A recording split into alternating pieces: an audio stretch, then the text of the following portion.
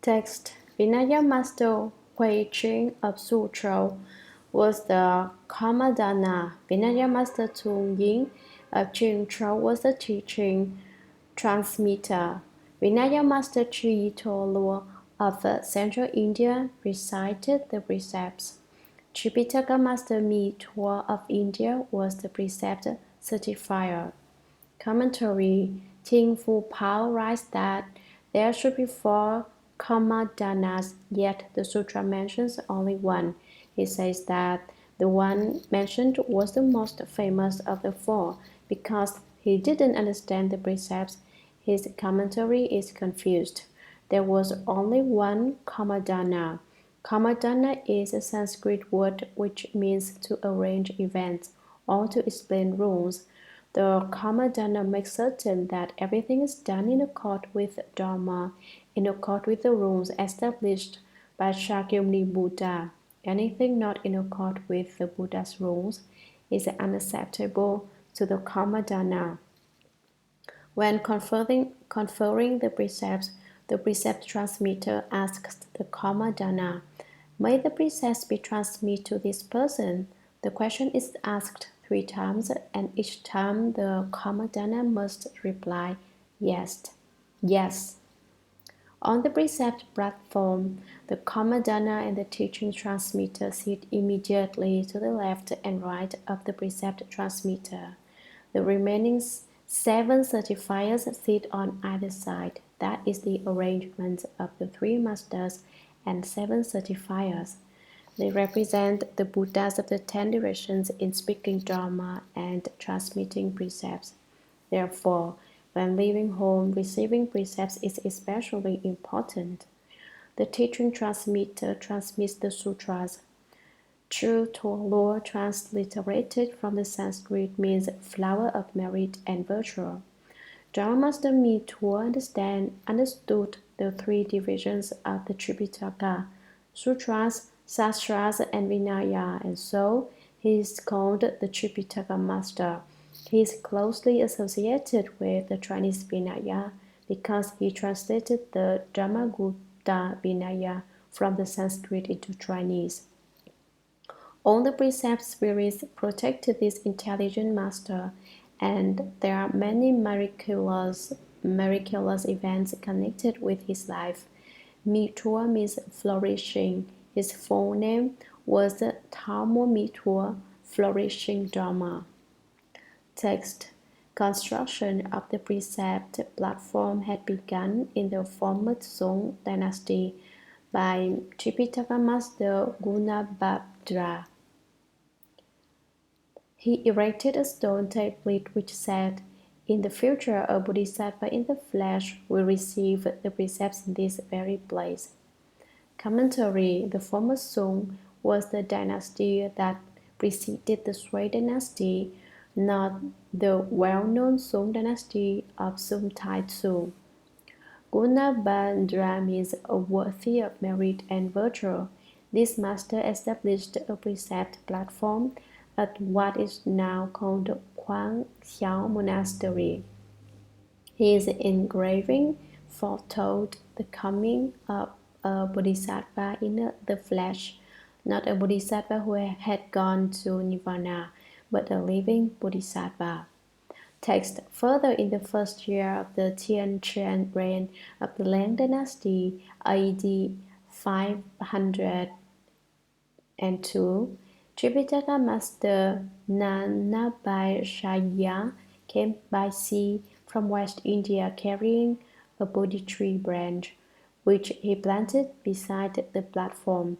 He too made a prophecy, saying, "After 170 years, a bodhisattva in the flesh will proclaim the supreme vehicle beneath this tree, taking measureless multitudes across. He will be a true transmitter of the Buddha's mind seal, a Dharma host." Commentary: Tripitaka Master Nanabhashaya, wisdom medicine, predicted that a living bodhisattva would speak the supreme vehicle Dharma from beneath that Bodhi tree, teaching the Dharma of a direct pointing to the mind, to see the nature and realize Buddhahood. As a true transmitter of the Buddha's mind seal, this Bodhisattva would use the mind to seal the mind. Shakyamuni Buddha held a flower in his fingers and smiling subtly, transmitted the mind seal of all the Buddhas to the first Patriarch Mahakasyapa. Transmitters of the mind seal are Patriarchs. A Dharma host is one who lectures sutras and explains the Dharma. Nan Hua brought a Bodhi tree branch from India to China, not a whole tree, just a cutting. Bodhi trees will grow almost anywhere. There are many such trees in China today. The Venerable Master Nan Hua flesh body has not decayed. It is preserved for veneration at Hsuan Hua Monastery, about 5 miles from Nan Hua Monastery. The caretaker there, who has left home, does not feed visitors, so if you wish to visit, you must bring your own food. When I was living at Nan Hua Temple, I went to see the Master Nan Hua body and found it in excellent condition. Text: in keeping with the former predictions, the Master arrived to have his hair cut and to receive the precepts. He instructed the 4 assemblies on the essentials of the exclusive Dharma transmission. Commentary: the Sixth Patriarch had his head shaved and received the complete precepts. He then explained the Dharma for the 4 assemblies, teaching them the exclusive Dharma transmission. That is the Dharma which has been passed down through every generation since the time of Shakyamuni Buddha. Text: in the spring of the following year, the Master took leave of the assembly and returned to Paolin. Yin Tsung, together with more than 1,000 black-robed monks and white-robed layfolk, accompanied him directly to Cao Tzu. Commentary: the Sixth Patriarch left and returned to Cao Tzu. The black-robed are those who have left home.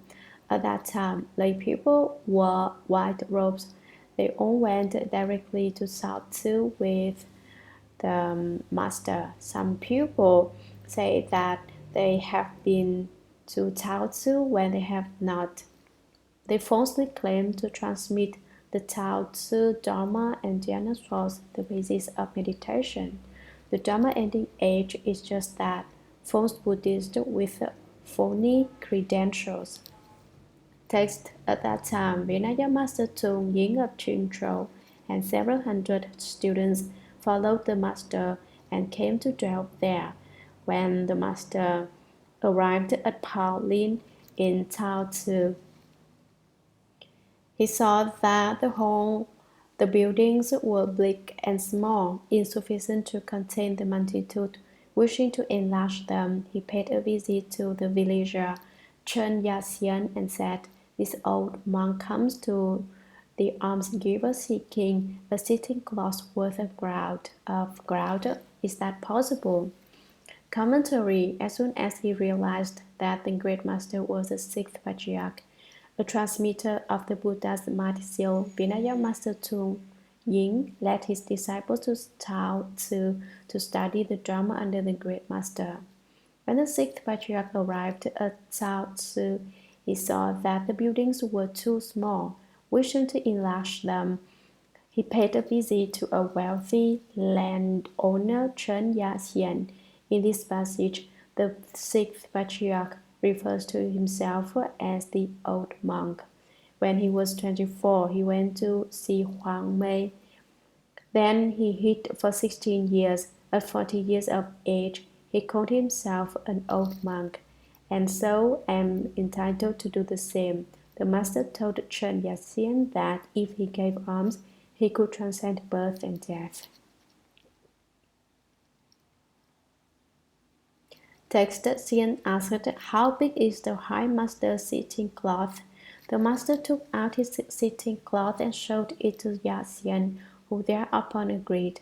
But when the patriarch unfolded and spread out his sitting cloth, it completely covered the four borders of Tao Tzu. For the four heavenly kings appeared and sat as protectors in each of the four directions. Commentary. The great master handed his sitting cloth to Chen Yaxian, who said, "If you only want that large a piece of land, fine." But when he spread it out, the sitting cloth covered not only the area around Nan Hua Monastery, but everything within 10 miles of where they stood. The four heavenly kings appeared and stood guard in each of the four directions. Text. It is due to this occurrence that the mountain range bordering the monastery is called the Range of the Heavenly Kings. Hsien said, "I know that the High Master's Dharma power is vast and great. However, the burial ground of my great-great-grandfather lies on this land. In the future, if you build a stupa, I hope that this area will remain undisturbed. As for the rest, I wish to give it all to be forever a treasured place. This ground has the flowing current of a living dragon and a white elephant. Level only heaven, do not level earth." Later, the monastery was constructed according to his words. The master roamed within these boundaries, and at places where the scenes of nature were fine, he stopped to rest. Commentary. The area belongs to a living dragon. It has a flowing current, and the mountain is like an elephant. Here one may build a treasured place, a bodhimanda. Level only heaven, do not level earth. That is, where the land is high, the buildings may be made lower, and where the land is low, the building may be made taller. But do not level the earth, for if you do not, if you do, you will ruin the fine conditions of wind and water, and the land will lose its efficacious energies. The Sixth Patriarch opened round about the countryside and stopped to rest where the landscapes were especially beautiful. Text. Accordingly, 13 araniyas were erected, among them the present Hua Hall. The site of the Pauline Bodhimanda was decided upon long ago by Indian Tripitaka master Nanabhashaya, who, during his journey from Nanhai, passed through Taosu, where he cupped up the water with his hands and found it to be delicious. Surprised, he told his disciples, "This water is not different from that in India. Its source would surely be the silent site on which to build a monastery." He followed the water and looked in the four directions. The mountains and waters encircled one another, and the peaks were impressive. He sighed and said, "This is just like Jod Wood Mountain in India." Commentary. Why is the area around Nan Hua Monastery called Pauline? Pauline means jeweled wood. When the Venerable Nanabhashaya drank the water at Taosu, its taste was identical to that of the water in a certain place in India. He knew that the source of the spring was indeed an efficacious spot on which to build a temple. At dusk, he reached the site of Nan Hua Monastery. Gazing up at the mountain, he said, "This mountain looks just like Jod Wood Mountain in India. We shall call this Jod Wood Bodhimanda." Master Nanabhashaya was not alone. Many of his disciples were traveling with him. He said to them, "The source of this stream is certainly a good site for building a temple. Monastic buildings are called araniyas, a Sanskrit word meaning silent place. They are pure, quiet places for cultivation." The clear blue waters reflected the bright, shining mountain peaks. The area was particularly beautiful. Text. He said to the villagers of Tao Ho, "A pure dwelling may be built here. After 170 years, the unsurpassed Dharma Jewel will teach here. Those who attain the way in this place will be as numerous as the trees of this forest.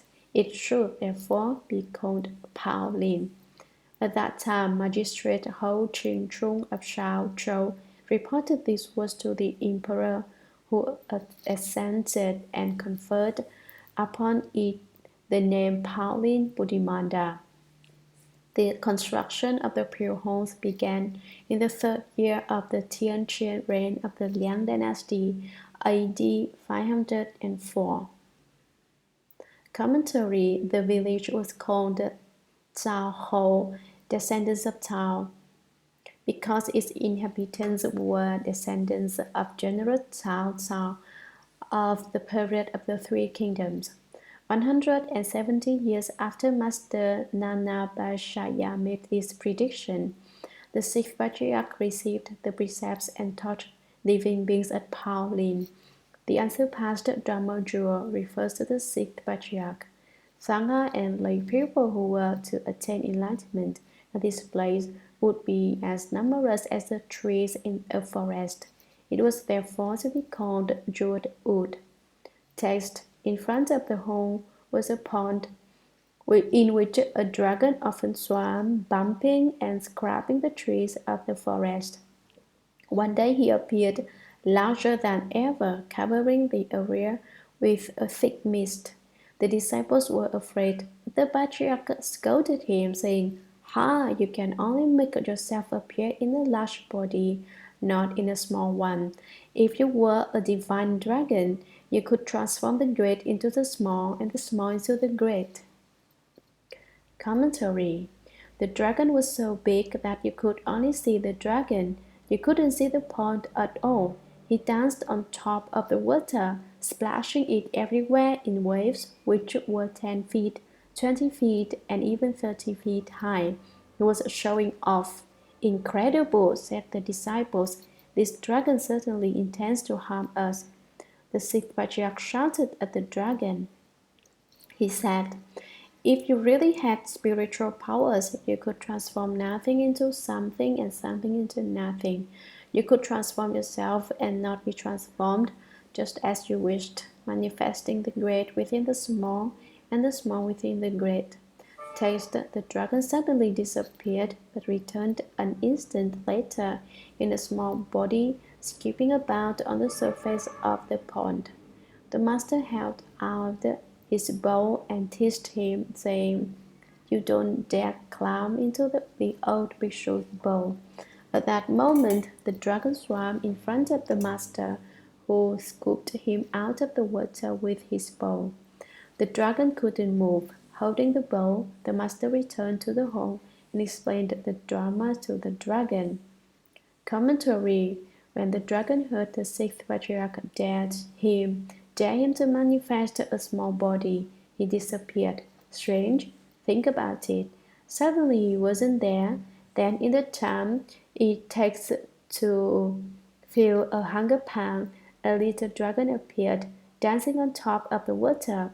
The great master said, "You have a little body now, but you wouldn't dare get into my bowl, would you? You wouldn't dare, dragon. I dare you to get into my bowl. Into my bowl."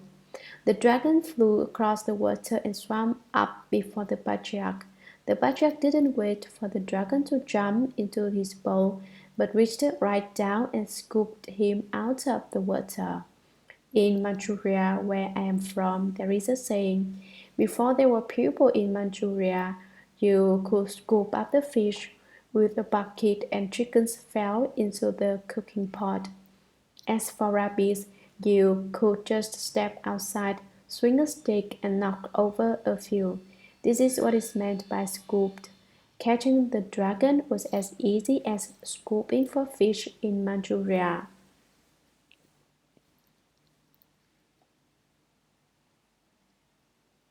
Text: the dragon then shed his skin and left.